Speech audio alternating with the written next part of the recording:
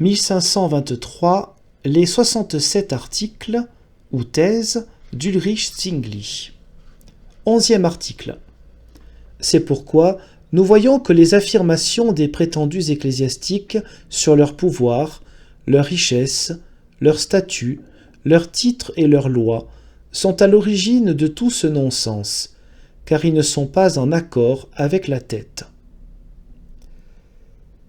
J'espère que chacun, s'il a des yeux, a pu voir que les affirmations des ecclésiastiques sont à l'origine de toute discorde. Car crient-ils autre chose que « les pères, les décisions, les anciens ne sont pas fous ». Ils les prennent sous leur protection sans remarquer comment Christ s'est comporté à cet égard. C'est pourquoi il est dit dans la deuxième partie de l'article que leurs affirmations ne sont pas en accord avec Christ. La tête. Ici, il crie « Montre-nous où sont les affirmations des pères ou de l'Église contraires au Christ. Quand elles seraient contre lui, je ne les suivrai pas. » Mais si on les leur montre, ils renient ce que contient la parole de Dieu et glosent si intelligemment sur leur doctrine qu'ils pourraient convaincre le monde que leurs propositions sont meilleures que ce que Dieu exige. Afin que chacun puisse apprécier combien ces affirmations humaines combattent la parole de Dieu, prends brièvement note de quelques remarques. Christ est la seule tête éternelle de l'Église. L'homme dit à cet égard « Le pape est la tête de l'Église ». Il glose « Oui, on sait bien qu'il est seulement un remplaçant de Christ ». Je proteste « Où ce remplaçant a-t-il été intronisé ? Ou bien, qu'a-t-on besoin d'en avoir un si Christ doit être avec nous jusqu'à la fin du monde ? Christ est Dieu et éclaire chaque homme qui vient dans ce monde. Qui éclaire le pape ? Ou bien la main de Christ est-elle devenue trop courte au point de ne plus pouvoir atteindre tout lieu, ni prendre ainsi la place d'un homme prisonnier du péché ? Christ interdit à ses disciples de dominer comme les princes de la terre. L'homme dit « Le pape est certainement un seigneur de tous les rois, princes et seigneurs. Les évêques sont des princes, et tu dois tout remettre entre leurs mains. » Christ dit que tous ceux qui croient seront enseignés par Dieu. L'homme dit « On doit d'abord faire attester l'enseignement de Dieu par l'assemblée des évêques. » Christ dit « Celui qui croit en moi aura la vie éternelle. » Jean 6, 47.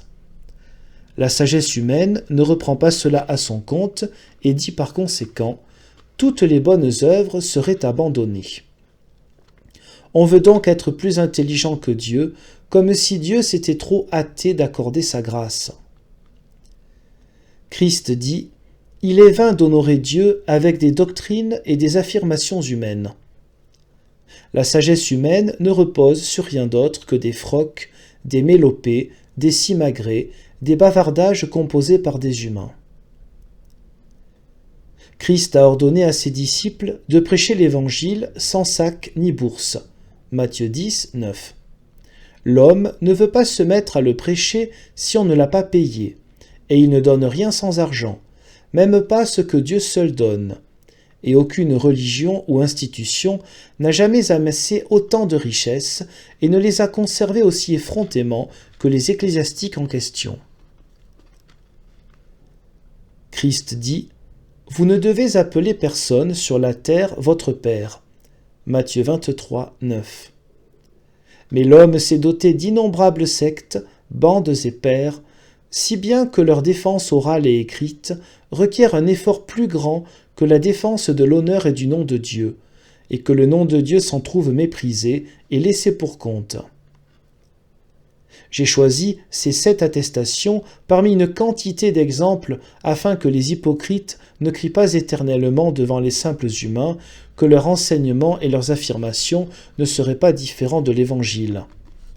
Comme leurs ordonnances le prescrivent, on doit en effet disposer de 7 témoins pour convaincre un prêtre de mensonge. C'est pourquoi je ne devais pas en avoir moins. J'espère donc qu'il est évident que les dispositions insensées des humains sont la raison de l'actuel désaccord. Ils ne peuvent pas supporter d'être mis hors circuit. C'est pourquoi ils s'emportent, ce qu'Ésaïe 9, 5 montre très bien. aucun brigandage ne va sans susciter la rébellion. Les hypocrites ont brigandé la chrétienté. Là donc où Christ est prêché, l'espoir des hypocrites disparaît comme le dit Job, référence à Job 8, 13. Car l'invective surgit. Car Christ n'abandonne pas sa nature. Et même si, pour nous, il est né petit et sans apparence, il est pourtant un fils de Dieu et un conseiller admirable, un Dieu fort, un Père de ce dernier temps, un prince de la paix, et son règne va s'accroître, et sa paix n'aura pas de fin. Il ôte ainsi le joug des siens, c'est-à-dire de son peuple, et le faisceau de leurs épaules, et le sceptre de leur rapace oppresseur. Ésaïe 9, 4. Les hypocrites n'abandonnent pourtant pas leur nature. S'ils se sont opposés une fois à Dieu, ils recommenceront. Pour eux, Christ n'est pas trop grand. Ils se permettent non seulement de le persécuter, mais, avec Caïphe et même d'autres juifs, de le tuer. Mais Christ garde la haute main, et ils seront impitoyablement jetés à terre et détruits avec la déplorable Jérusalem.